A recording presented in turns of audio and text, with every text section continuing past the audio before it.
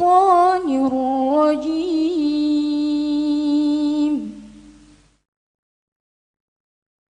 بسم الله الرحمن الرحيم.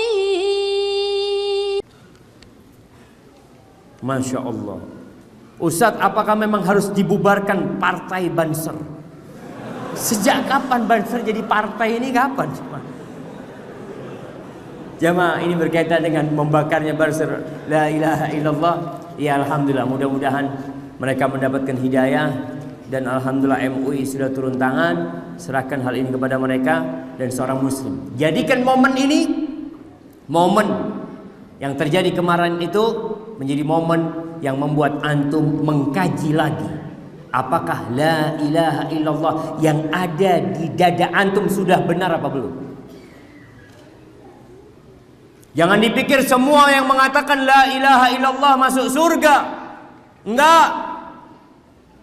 Ada syaratnya masuk surga dengan la ilaha illallah.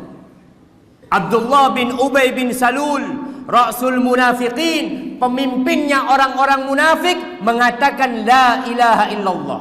Salat di belakang Rasulullah sallallahu alaihi wasallam, mendengarkan ceramah yang disampaikan oleh Nabi alaihi salatu wasallam, dia berada di keraknya api neraka. Dan dia mengatakan la ilaha illallah.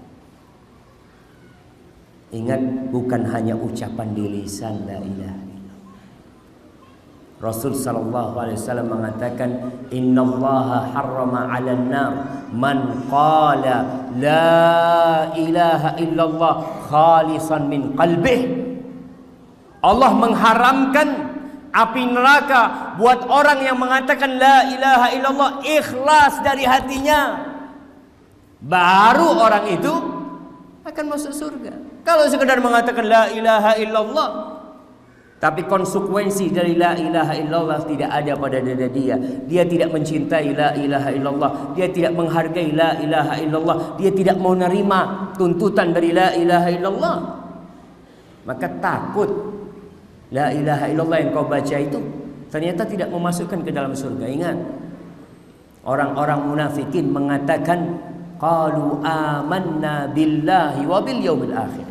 Mereka mengatakan kami beriman, kami cinta kepada Islam, kami beriman kepada Allah dan hari akhir. Tapi apa kata Allah? Wa ma hum bimu'minin. Mereka bukan orang-orang beriman. Maka hati-hati jemaah. Momen ini gunakan untuk mengkoreksi diri kita, untuk memperbaiki diri kita. Apakah la ilaha illallah yang kita ucapkan sudah benar?